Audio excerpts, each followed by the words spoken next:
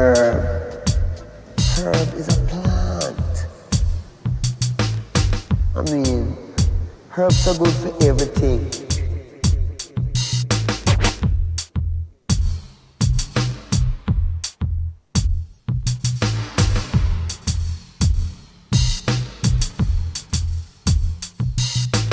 Herb.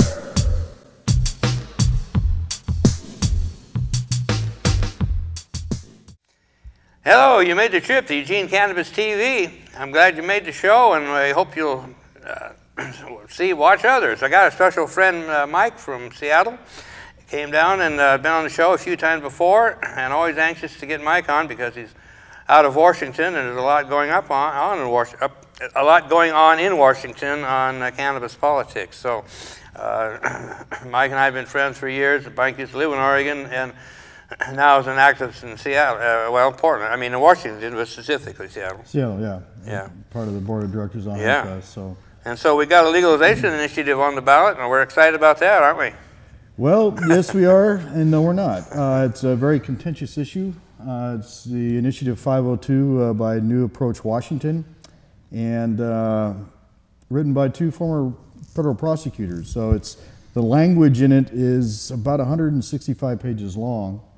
And we're a little bit unsure about some of the things regarding impairment issues, or the science that's being used, and the fact that the science really probably hasn't been proven yet. So we have a lot of questions about it at this point. It's a good first step. I mean, at least it's a great idea, but we really need to look into the details to make sure that we're getting what we're voting for. So, why would a federal prosecutor? Well, I don't know. I mean, why? I can't figure out their motivation, I guess.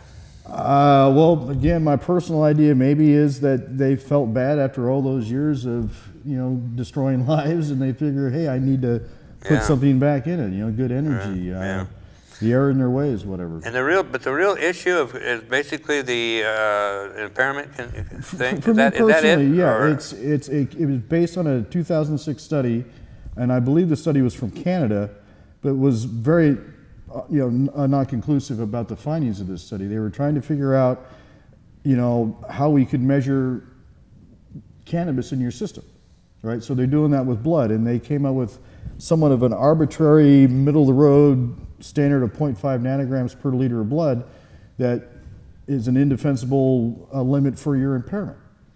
And so we find the problems that we're seeing, especially I work with medical patients, is that if you have somebody that is a daily cannabis user, they're not going to be able to get below that 0.5 nanogram limit. So a lot of people are going to be, through no fault of their own, guilty of driving while impaired, when in fact they're probably not. They've done study after study where they really have a difficult time getting people too stoned to complete simple tasks or even to drive a car. As we're with alcohol and of course pharmaceuticals, pain pills and whatnot, they can definitely reach a limit. But wasn't there a study out of, it seemed like England, that said that it showed that impaired driver, or not impaired, but people with cannabis in their system actually did almost as well, or even better? Study after study. You can go back to the early 90s to some of the first studies in Amsterdam that were done in conjunction with the National Highway Transportation Safety Board. Right, where they set up a controlled environment, had people getting high, people taking pills and drinking alcohol, and they found, well, the people smoking weed could, they just kind of slowed down a little bit. But they find people that get, even after a first drink, people take risky chances. It's just the nature of the drug of choice. So, and then with, of course, pain pills, it can knock you out. Yeah. As with cannabis, you don't really lose your motor functions. You don't use your ability for cognitive thought, but it's implied that you're, incapable of doing things because you watch TV and they make a joke about somebody saying a stupid thing. It's like, hey, what's he been smoking? I personally get kind of offended at it because, it's like, I think you could come up with a better way of conveying stupidity than saying, oh, he must be stoned, because they've proven the fact that, being stoned is not what most people think it is. It's not an impairment issue. They need to figure out some kind of scientific way where they can do this, or, I'm afraid that it becomes law. How do you get it out of there? How many more people are going to get thrown under the bus until we get it right? I remember several years ago, well, I don't remember the time frame, but it was a few years ago that they claimed that they had a breathalyzer were working on breathalyzer to check for pot, but I never heard any more about it. But by the way, I want to ask you, I don't think I've asked you this before, but have you heard of anybody talk to you about law enforcement saying that they can tell you've been smoking pot because of your green tongue? No, I haven't heard the green tongue. Yeah. I've had my own run-ins with the law. One time I had a pipe that had somebody given me some pot in it, and a cop stopped me, and long story short, he had me do all these difficult tasks to prove that I was, high on pot, and I passed them all, but then the state cop came up and kept flashing a light in my eye and pretending he was an optometrist, saying, "Yeah, you're under the influence." I'm like, "No, I'm not." They don't know. I mean, even if somebody is stoned, a bad driver is a bad driver. Right. So, I'm just, we've both been activists a long time. We've both been professional. You were a truck driver. I was a truck driver. I was a pilot even, and I've seen what people can't do the next day when they've been drinking alcohol. Oh, yeah. I've never seen that with people using cannabis. The next day they're fine. But with this law, I'm still, above that impairment level. Oh, yeah. So until somebody really explains that to me, and they're going to have a tough time. Well, it's like that drug testing thing. Pot stayed in your system 30 days, and cocaine and meth was, right. What, 24 hours? Or? If that. Yeah. But your body works so hard. I've been to drug rehab enough to know this, that alcohol and these other drugs, your body, just get it out of here. It's toxic. It doesn't belong here. Cannabis, it's got places to go. So your body isn't trying to shed it in any way, shape, or form. So it just naturally leaves your body through your normal functions. Mm-hmm. It's where these toxic legal drugs that we're allowed to use, are poison. By the way, back to just a moment back to the driving thing. I just had another thought that a thing about now see. Now my mind went blank. I'll catch it second time around. But so is that the only objection to that, to 502, is the impairment thing, or is there some other? Well, then you get into for me, that's where I kind of get stopped with my trying to support it. There's some other issues with it. You can't grow, for example. Another being that the state of Washington is going to control access and production of this, the liquor board. Yeah. And then, the more you read, I've had lawyers that are far smarter than I am who I go to advice saying, hey, is this really going to legalize? And he says, no, it exempts the use. Because it's going to be similar in a way where, we still have bootleggers in Tennessee. You can still buy moonshine. You can still get in trouble for drinking it and having it in your car. So I see kind of a same scenario. If you are outside that by growing your own or just not going to the store to buy it, you could still be arrested for using it. Unless you could sit there and show a receipt from Bob's cannabis counter or something, you know what I mean? So it doesn't change the law, it just, if you operate within these parameters, you're okay. Is there any tax on this? Well, I'm sure there is, but I don't know the structure of that. Okay. So that's part of the deal. Part of why it's palatable, I think, up in Washington is they see it as a way to kind of stem the bloodletting that's been going on up there, cutting programs, to the people who, like everywhere, can't afford to have the programs cut. Yeah, they talk tax and regulate for a long time. I've heard a lot of people say, hey, I'd love to pay taxes on it. Just legalize it so I can use it. Well, I'd love to pay taxes. You look at Colorado, and they are overly regulated, and you pay through the nose to operate a dispensary, to operate a grow. Very expensive licensing, right? But Colorado has a similar initiative on their ballot that we have in Washington. But Colorado decided not to use the nanograms for an impairment level because they knew it wasn't really just kind of pseudoscience, and they realized they're pragmatic enough to know that they can't remove things like that easily once they're made into law, right? Look how long we've had prohibition battles. So just figure about this one gray area that everybody lives in fear of, even though there are studies that have proved that in all the states that have had medical marijuana, traffic fatalities have gone down, about 10%, and then also liquor sales have also gone down. So there really is no boogeyman out there with an increase of traffic fatalities or injuries because these states have medical marijuana, and they know it. I think they know about all these tests that prove everything that they claim to be just total hook'em. It's not true. Yeah, and everybody watching the show, keep that in mind, because you're going to have people who are going to say, no, we shouldn't legalize because of the permit drivers, but more impaired drivers on the road. And so you got to be able to be educated to be able to counteract that. Yeah, there was a study out of from the University of Colorado at Denver. Some economic professors tried to find out if some of these crazy accusations had a merit of truth to them. And so they looked at almost 15 years in California they've had medical marijuana, and gone through the other states, Washington, Oregon, and around the country, and found out to about 10 to 15%, depending on the region, there were drops in traffic fatalities and drop in liquor sales. And so you can't automatically say this is why, but it's still not the spike in fatalities that they were saying were going to happen. They're imminent. You legalize this, we're going to have people dying on the streets. I remember years ago when I first became an activist and I got on the internet, I was talking to in touch with a director of NORML in Anchorage. And he was telling me that Alaska has a unique thing of where pot was legal, then it was illegal, and then it was legal, Yeah, I remember the pot babies. Yeah, and they actually looked into that, and they said that, well, when pot was illegal, the crime rate was up, and when the pot was legalized, it went down, and then it was made illegal, and crime went up again. Yeah. Gee. Yeah. So I thought, wow, that's interesting. I need somebody to explain that to me. Yeah. So yeah, we've got legalization initiatives here in Oregon, 2 of them specifically. There's actually 4, but I won't get into the other 2 because but anyway, we got 2 that really have a possibility.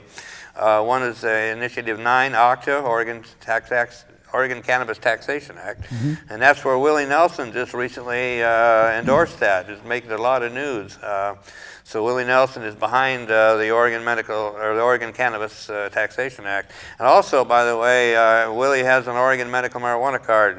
Right, you told me about that. I didn't realize that Oregon you could do that. Yeah. You don't have to be a state of. I believe it's one of the few, if not the only state. Maybe I can't remember for sure, but anyway, that you can get a medical marijuana card without being a resident in the state of Oregon. And I often wonder, well, why would they do that? I guess, well, one reason, at least some people, is that come to Oregon quite a bit, so that way when they're in Oregon, at least they're legal. And Oregon, there's only a few states that have reciprocity, is that the word I think? I mean, so. Where they recognize between states. Oregon, California, and even Washington is not that way officially. Officially, no, but there have been cases where they've... Exactly. Well, they found that if the person has a card from another state, then obviously they have a need, so it's going to be pretty tough to bust them. So they generally they just go away after scaring everybody half to death. And but then the other one is the number I-24, which is the Citizens for Sensible Law Enforcement, and they're both are paying signature gatherers, and they're both basically about a third of the way there. They got much time, 1st of July, but they say that they're on track. So they both claiming they're going to make the ballot. So it could happen. So, 3 months. Yeah. So that would be Colorado, Washington, possibly Oregon, and I think in Michigan somebody was pointing out. I haven't. Yeah, it might be. I could be. I don't remember reading that, but it could be. It's hard to keep track. There's so much information and stuff coming in. Can't keep track of it all sometimes, but we're definitely winning. That's the bottom line. I say we're taking 3 steps forward and 2 back, but we are moving ahead. True, but we still have the police and up in Seattle working with all their interagency narcotic forces still out there busting people. Oh, yeah. And they're busting both good and bad. So you bet. Well, thanks for coming and being on the show. Appreciate it again, Mike. And we're going to back out of here and take a break. We've almost overexerted ourselves. So we'll talk to you next time, and stick around. Watch out for bears.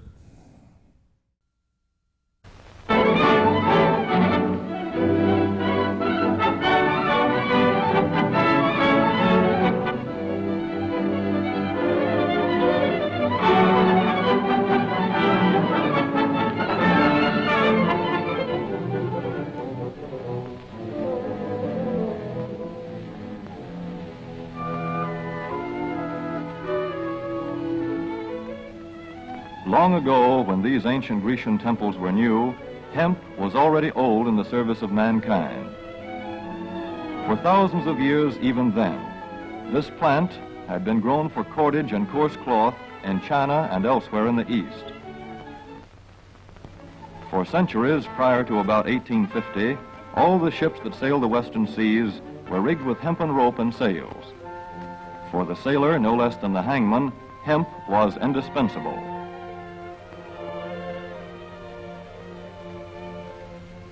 A 44-gun frigate, like our cherished old Ironsides, took over 60 tons of hemp for rigging, including an anchor cable 25 inches in circumference.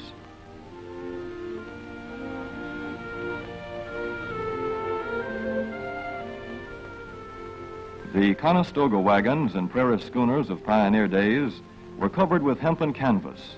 Indeed, the very word canvas comes from the Arabic word for hemp. In those days, hemp was an important crop in Kentucky and Missouri.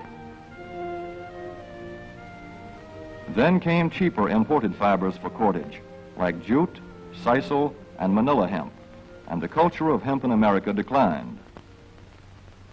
But now, with Philippine and East Indian sources of hemp in the hands of the Japanese, and shipment of jute from India curtailed, American hemp must meet the needs of our Army and Navy as well as of our industries. In 1942, patriotic farmers, at the government's request, planted 36,000 acres of seed hemp, an increase of several thousand percent. The goal for 1943 is 50,000 acres of seed hemp. In Kentucky, much of the seed hemp acreage is on river bottom land such as this, along the Kentucky River Gorge. Some of these fields are inaccessible except by boat. Thus, plans are afoot for a great expansion of the hemp industry as a part of the war program. This film is designed to tell farmers how to handle this ancient crop, now little known outside Kentucky and Wisconsin. This is hemp seed. Be careful how you use it. For to grow hemp legally, you must have a federal registration and tax stamp. This is provided for in your contract. Ask your AAA committeeman or your county agent about it. Don't forget, hemp demands a rich, well-drained soil such as is found here in the bluegrass region of Kentucky or in central Wisconsin.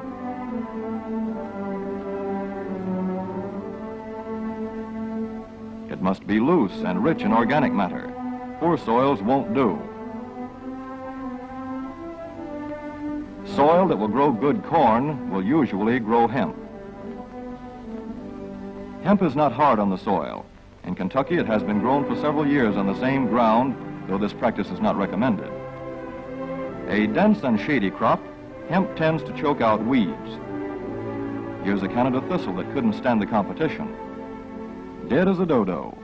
Thus, hemp leaves the ground in good condition for the following crop.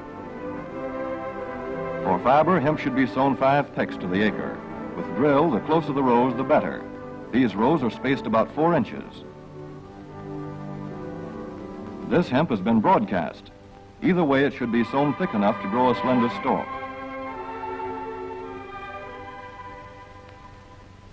Here's an ideal stand. The right height to be harvested easily, thick enough to grow slender stalks that are easy to cut and process.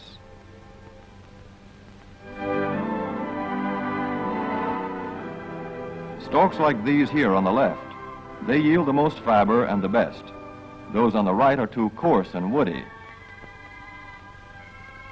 For seed, hemp is planted in hills like corn, sometimes by hand.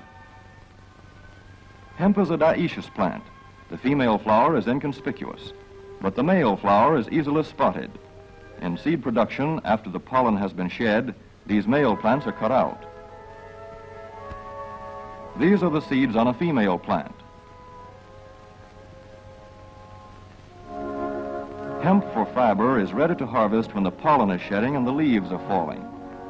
In Kentucky, hemp harvest comes in August. Here, the old standby has been the self-rake reaper, which has been used for a generation or more. Hemp grows so luxuriantly in Kentucky that harvesting is sometimes difficult, which may account for the popularity of the self-rake with its lateral stroke.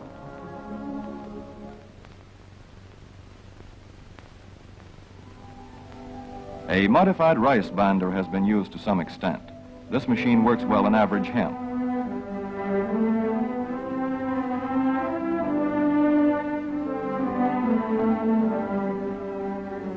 recently, the improved hemp harvester, used for many years in Wisconsin, has been introduced in Kentucky. This machine spreads the hemp in a continuous swath. It is a far cry from this fast and efficient modern harvester to the Armstrong model of yore. But here's one kind of harvester, at least, that doesn't stall in the heaviest hemp. In Kentucky, hand cutting is practiced in opening fields for the machines.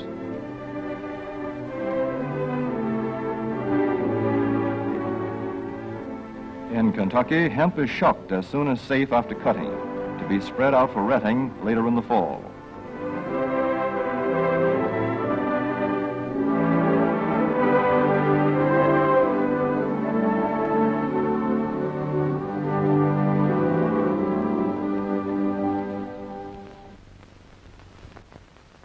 In Wisconsin, hemp is harvested in September. Here, the hemp harvester with automatic spreader is standard equipment. Note how smoothly the rotating apron lays the swath preparatory to retting. Here it is a common and essential practice to leave headlands around hemp fields.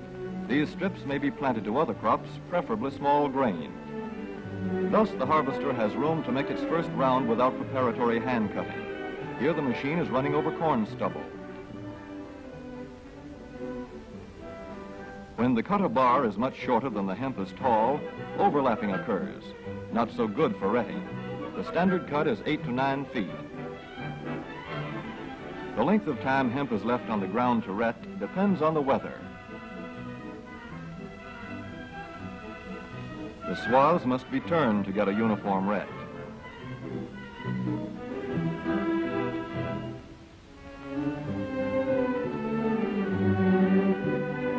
When the woody core breaks away readily, like this, the hemp is about ready to take up and bind into bundles.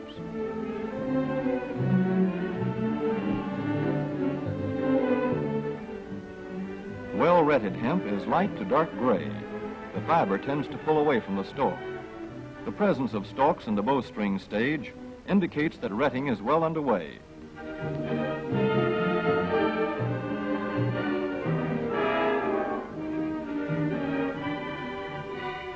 When hemp is short or tangled, or when the ground is too wet for machines, it is bound by hand. A wooden buck is used. Twine will do for tying, but the hemp itself makes a good band.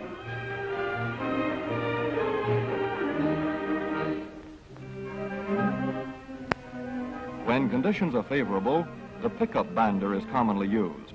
The swaths should lie smooth and even with stalks parallel. The picker won't work well in tangled hemp.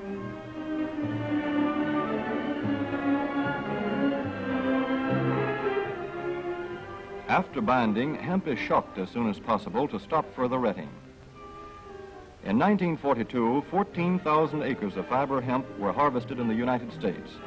The goal for 1943 is 300,000 acres. Thus, hemp, Cannabis sativa, the old standby cordage fiber, is staging a strong comeback. This is Kentucky hemp going into the dryer of a mill at Versailles.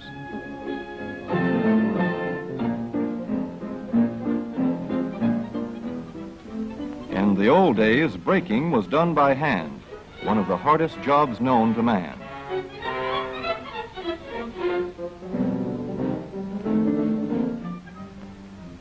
Now the power breaker makes quick work of it.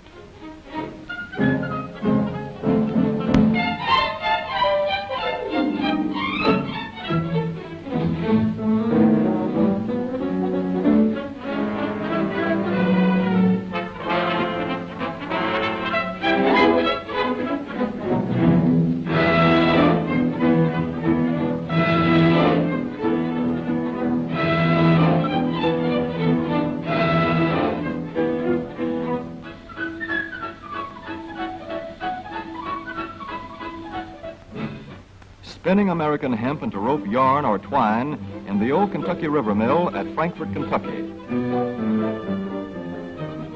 Another pioneer plant that has been making cordage for more than a century.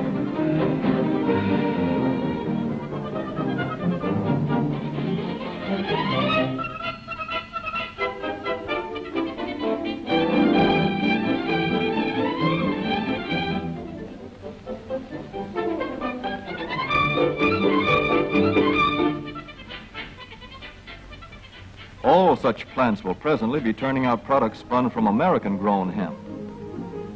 Twine of various kinds for tying, winding armatures, and upholsterers' work.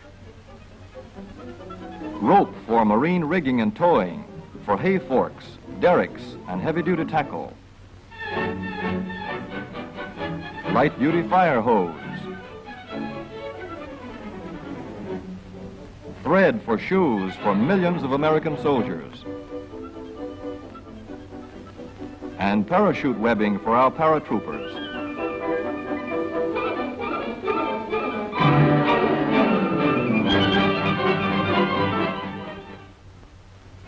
As for the United States Navy, every battleship requires 34,000 feet of rope, and other craft accordingly. So here in the Boston Navy Yard, where cables for frigates were made long ago, crews are now working night and day making cordage for the fleet. In the old days, rope yarn was spun by hand.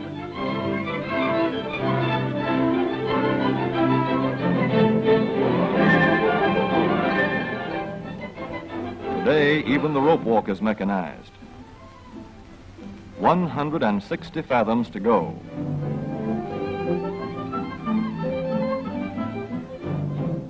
The rope yarn feeds through holes in an iron plate.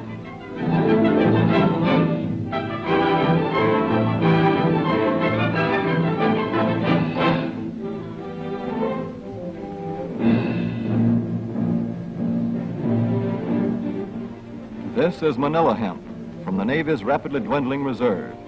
When that is gone, American hemp will go on duty again. Hemp for mooring ships, hemp for tow lines.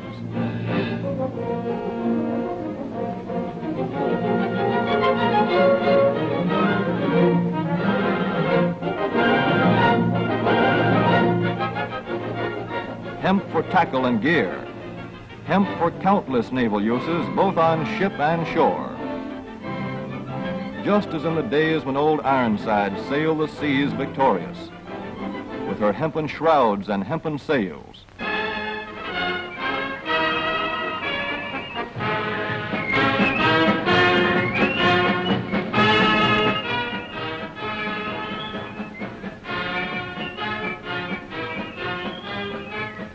Hemp for victory.